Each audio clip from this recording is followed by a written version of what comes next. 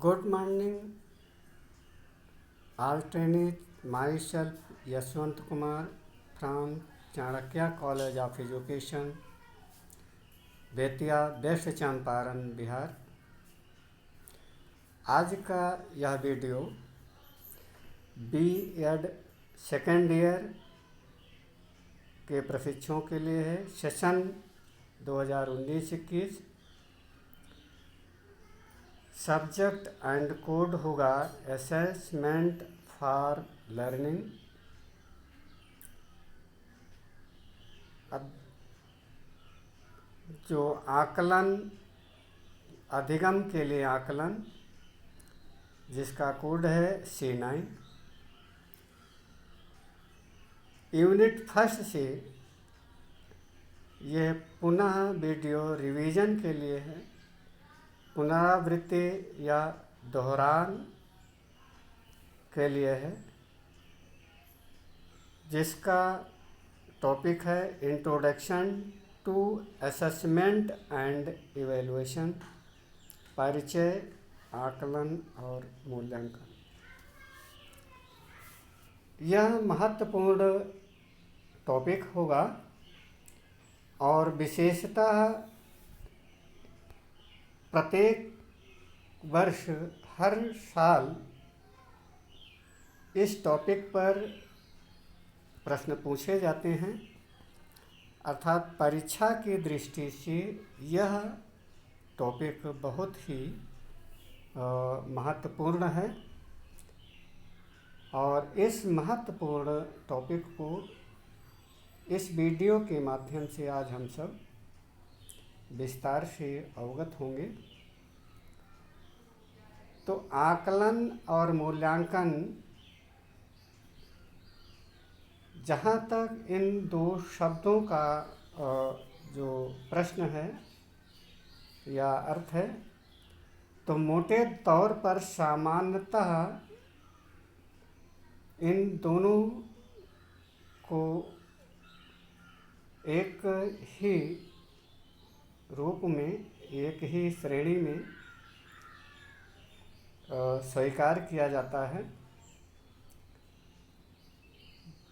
लेकिन मूल्यांकन एक व्यापक शब्द है और आकलन, परीक्षण, टेस्ट इत्यादि अनेक ऐसे शब्द हैं जो यह मूल्यांकन के उपभाग हैं। अर्थात मूल्यांकन का एक हिस्सा है और आकलन से आशय नीति प्रति साप्ताहिक, पाक्षिक एवं मासिक, त्रैमासिक, अर्धवार्षिक एवं वार्षिक, इन विभिन्न स्तरों पर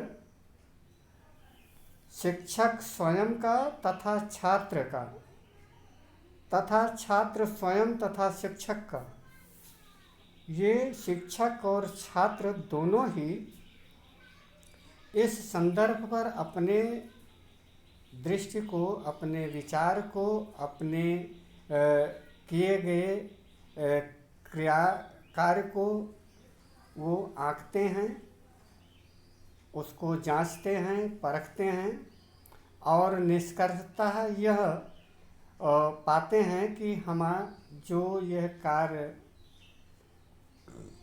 का क्रियान्वित रूप दिया है या कार्य को दिशा दी है, उस कार्य में हम कितना और कहाँ तक सफलता प्राप्त किया है, सफल हुए हैं, इस संदर्भ में वो अवगत होते हैं।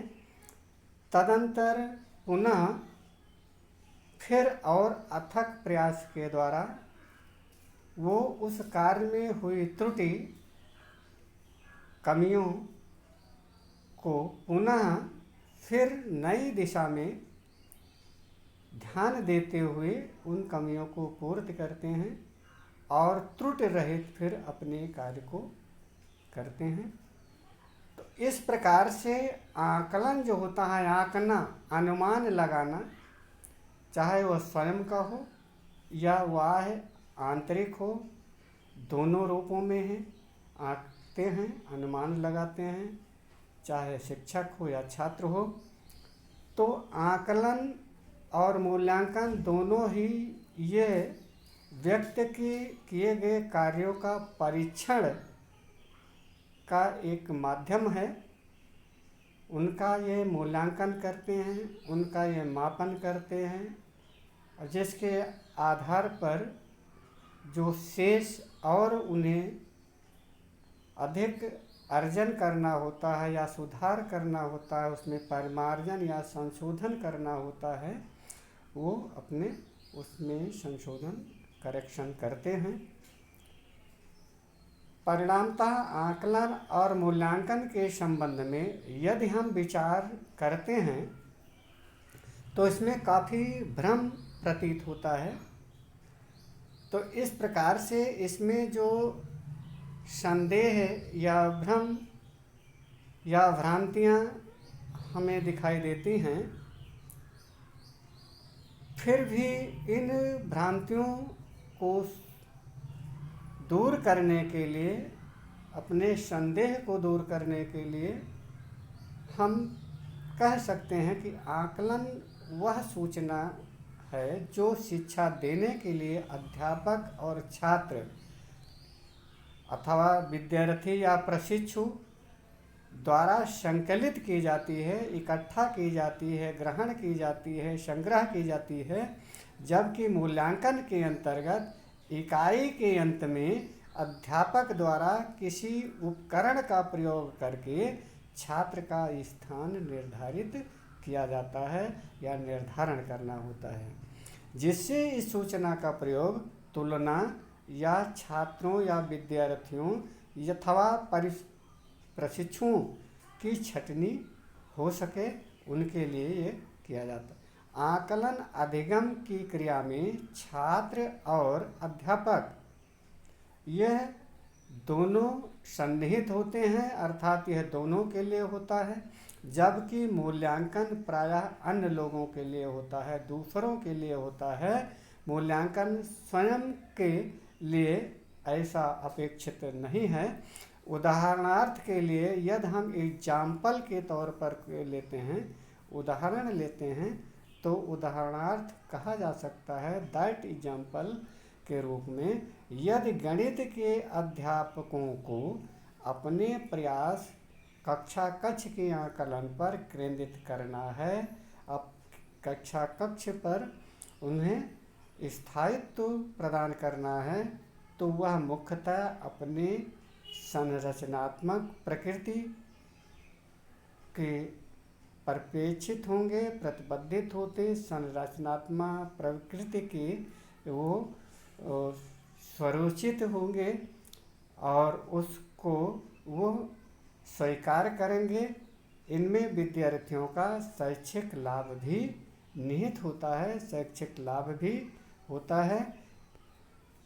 इन प्रयासों में कक्षा कक्ष में प्रश्नावली या मौखिक दोनों ही रूपों में विभिन्न आकलन कार्यों का प्रयोग किया जाता है। संकलन का समावेश करना होगा और मुख्य रूप से विद्यार्थी क्या जानते हैं और क्या समझते हैं, परंतु ध्यान प्रमुखता से दिया जाएगा। इस प्रकार हम वस्तुतः जो मूल्यांकन है, मूल्यांकन वह छात्र जो शिक्षक के द्वारा दो आधारों को स्वरूप या निर्धारण करके, दो आधार बना करके, एक तो मौखिक और दूसरा जो होता है वह लिखित, तो दोनों ही रूप जिसमें हम प्रश्नावली, तो प्रश्नावली में लिखित होते हैं, इसमें प्रश्न पत्र तैयार किए जाते हैं और प्रश्न पत्र को वो छात्रों को एक निर्धारित समय के अंतर्गत दिए गए प्रश्नों को वो स्वयं छात्र अपने विवेक के आधार पर उन प्रश्नों का वह उत्तर प्रदान करता है, उत्तर देता है। और जो दूसरा स्वरूप होता है जिसको हम यह आधार प्रश्नावली और दूसरा मौखिक जो होता है, इसका एक रूप और भी कहा जाता है, एक नाम और भी है जिसे हम कहते हैं साक्षात्कार। तो साक्षात्कार में वह आमने सामने शिक्षक और छात्रों के द्वारा प्रश्नों के माध्यम से उनके वो प्रत्युत्तर प्राप्त होते हैं, अर्थात शिक्षक प्रश्न करता है और छात्र प्रश्न को विवेकपूर्ण चिंतन तर्क के साथ वो प्रत्युत्तर करता है, अर्थात उत्तर प्रदान करता है। उत्तर वह व्यवस्थित रूप से करता है, उत्तर वह पूरा देता है अथवा या अधूरा देता है या अव्यवस्थित उत्तर देता है, सटीक उत्तर देता है या कि व्यवस्थित या सटीक उत्तर नहीं देता है, इस पर वो विचार या उसका मूल्यांकन किया जाता है, श्रेणीबद्ध किया जाता है, उनकी छटनी की जाती है। उसको ये हम एक निष्कर्ष या परिणाम या प्रतिफल या रिजल्ट के रूप में व्यक्त करते हैं। मुख्य रूप से विद्यार्थियों के इस जो मूल्यांकन की प्रक्रिया है और उसका एक जो उपभाग है, एक खंड है, एक हिस्सा है, वो है आकलन, परीक्षण, जो टेस्ट, खोज। तो आकलन बहुत ही महत्वपूर्ण यह शिक्षा का अभिन्न अंग है। दुर्भाग्यवश मूल्यांकन की मांगों के कारण इसमें रुकावट अवश्य आती है। मूल्यांकन की सबसे बड़ी जो मांग है वो ग्रेडिंग या रिपोर्ट कार्ड है, ग्रेडिंग सिस्टम, ग्रेडिंग प्रणाली। वास्तव में इसके साथ समस्या नहीं होनी चाहिए, सिवाय इसके कि परंपरागत रूप में मूल्यांकन विद इन ब्रैकेट्स में ग्रेड का निर्धारण मात्र छात्र या विद्यार्थी के औसत आंकिक गणना से की जाती है तथा पेंसिल द्वारा उसके आकलन से ये किया जाता है, जिसे हम परीक्षण नाम देते हैं या परीक्षण कहते हैं या इसका इंग्लिश में टेस्ट भी कहा जाता है। तो यह परीक्षण की संज्ञा से विभूषित किया जाता है। अनुभवी अध्यापकों का कहना है कि जो अध्यापक अनुभवपूर्ण हैं, उनका ये मानना है कि अनुभव से परिपक्व हैं, अर्थात उनके शिक्षण प्रक्रिया में शिक्षण अध्यापन की प्रक्रिया में वो मैच्योर हो चुके हैं, अर्थात पूर्ण अनुभव से युक्त हैं, परिपूर्ण हैं, अपने विषय पर उन्हें कमांड है, नियंत्रण है। इस तरह से ऐसे अध्यापकों जो मैच्योर टीचर हैं, उनका यह मानना है, उनका ऐसा विचार है कि विद्यार्थियों या छात्रों में उन्हें क्या अवगत है, अर्थात वो क्या जानते हैं, विभिन्न परिस्थितियों में कैसा वो डिसीजन लेते हैं, निर्णय लेते हैं, और उनके विभिन्न इस जो लेयर हैं, स्टेप हैं, स्तर हैं, लेवल हैं, उन प्रत्येक विभिन्न स्तरों इस लेवल पर कौशल की क्या उपलब्धि है, अर्थात यह किस स्टेप पर कौन से कौशल को वो प्रयुक्त किया है, व्यवहार में अपनाया है, इस संदर्भ में अच्छी तरह से जानते हैं। कि दुर्भाग्य के रूप में जब ग्रेड प्रदान करने का वक्त आता है, समय आता है, तो इस प्राप्त किए हुए अर्थात उपलब्धि को या अर्जित ज्ञान को या अर्जित किए गए उस नवीन विषय वस्तु से संबंधित ज्ञान को उपेक्षित कर देते हैं, उसको वो उपेक्षा कर देते हैं, स्वीकार नहीं करते हैं, और फिर इस प्रकार से वह स्वयं अपने इस परीक्षण के अंकों को, परीक्षण के जो अंक हैं उन अंकों को कठोर औसतांकों पर ही विश्वास करते हैं, अर्थात उन्हें उस पर विश्वास नहीं होता है जो परीक्षण के द्वारा प्रदत्त या प्रदान किए गए हैं, अर्थात वो प्राप्त किए हैं। जबकि वो कठोर जो क्लिष्ट एवं बहुत ही मानकपूर्ण इकाइयों के आधार पर जो परीक्षण किया गया है उन्हीं परीक्षणों पर वो विश्वास करते हैं, जबकि संपूर्ण मूल्यांकन प्रक्रिया का मात्र एक वह छोटा सा हिस्सा है।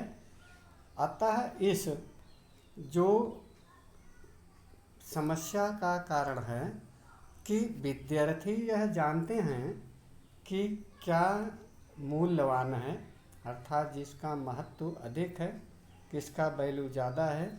इस महत्वपूर्ण या मूल्यवान वस्तु कौन सी है और कौन का महत्व कम है, उसका मूल्य कम है, फिर भी मूल्यवान वस्तु को प्राप्त करने के लिए ही वो प्रयत्न करते हैं।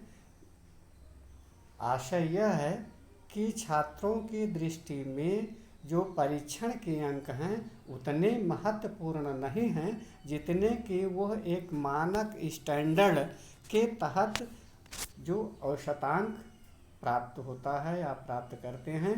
इसीलिए वो इस परीक्षण के अंकों को उतना महत्व नहीं देते हैं। उदाहरण के तौर पर हम एक इंटरनल एग्ज़ाम लेते हैं, दूसरा एक्सटर्नल एग्ज़ाम लेते हैं, तो छात्रों के मन, मस्तिष्क और दिमाग में इंटरनल का उतना महत्व नहीं होता है जितना कि एक्सटर्नल या बोर्ड द्वारा ली गई परीक्षा को वो महत्व देते हैं, अथवा विश्वविद्यालय द्वारा जो कराई जाती हैं परीक्षाएं, जो वार्षिक या एनुअल एग्जामिनेशन के रूप में वो उसमें मतलब उपस्थिति दर्ज करते हैं, वो विशेष उनके लिए मूल्यवान होता है। इस प्रकार से इंटरनल और एक्सटर्नल अर्थात आंतरिक या गृह परीक्षा अर्थात जो विद्यालय संस्थान या द्वारा परीक्षाएं संपन्न की जाती हैं उतना महत्व उनके लिए वो नहीं होता, जबकि बोर्ड अथवा विश्वविद्यालय द्वारा जो परीक्षाएं संपन्न की जाती हैं उन परीक्षाओं को वो अधिक महत्व देते हैं और उनके लिए वो हमेशा प्रयत्न रहते हैं, तत्पर रहते हैं। हमेशा अच्छा करने के लिए प्रतिदिन की जाने वाली क्रियाओं को वो महत्व देना चाहिए, जबकि ऐसा नहीं दिखाई देता है। इस तरह से ये वांछनीय है कि सीखना चाहिए, हमें स्वीकार करना चाहिए और आकलन तथा मूल्यांकन दोनों ही ये कैसे इनका प्रयोग करें और हमारे लिए दोनों का ही अस्तित्व है, दोनों का विशेष महत्व है। इस प्रकार से हम जो भी कर रहे हैं वह बहुत ही भिन्न है, अर्थात तो अलग है। वास्तव में पहले और आकलन के मध्य रेखा बहुत ही बारीक माइक्रो जो रेज है वो धुंधली हो चुकी है, स्पष्ट नहीं हो पा रही है। यथार्थ बात यह है, अर्थात सत्य तो यह है कि कुछ भाषाओं में अधिगम और अध्यापन एक ही शब्द का उल्लेख मिलता है या वर्णन मिलता है या समाकलन है। आवश्यक यह है कि प्रतिदिन के आधार पर, रोज की क्रियाविधि के आधार पर हमें आकलन करना चाहिए, जिससे हमें चयन करने की, चुनने की सूचना प्राप्त हो कि अगले दिन क्या पढ़ना है। यदि हम पूरी इकाई का अध्यापन कार्य करते हैं तो यह जानने के लिए कि बालक क्या जानता है, क्या नहीं जानता है। यूनिट या इकाई के अंत में टेस्ट का इंतज़ार या प्रतीक्षा करते हैं तो अप्रसन्न होते हैं, तथा दूसरी ओर अंतिम मूल्यांकन के लिए इन सभी आकलनों का औसत नहीं निकालना पड़ता। एतदर्थ अंतिम मूल्यांकन के लिए तत्कालिक आकलन का प्रयोग आवश्यक है, अपेक्षित है, अपरिहार्य है या वांछनीय है। हम उस छात्र या विद्यार्थी को दंडित नहीं कर सकेंगे या नहीं कर पाते हैं जो यूनिट के प्रारंभ में कुछ भी नहीं जानता है और सीखने के लिए वास्तव में परिश्रम करता है। इस प्रकार से हम ये बहुत ही तटस्थ होकर के स्पष्ट निष्पक्ष रूप से हम यह प्रतीत कर पाते हैं या स्पष्ट कर पाते हैं कि आकलन और मूल्यांकन शिक्षण प्रक्रिया के अनिवार्य अंग हैं, अनिवार्य पार्ट हैं, ये कंपलसरी पार्ट हैं। इसके बिना या यूँ कहा जाए कि आकलन और मूल्यांकन के अभाव में शिक्षण प्रक्रिया अच्छी प्रकार से, अच्छी तरह से, सुव्यवस्थित एवं सुचारू रूप से नहीं चल सकती है। आज बस इन्हीं शब्दों के साथ हम इस वीडियो को विराम देना चाहेंगे। नेक्स्ट के वीडियो में पुनः मैं इसी यूनिट से जो महत्वपूर्ण टॉपिक हैं उनके बारे में हम विशेष रूप से अवगत होना चाहेंगे। तब तक के लिए मैं अपनी वाणी को विराम देता हूँ। धन्यवाद।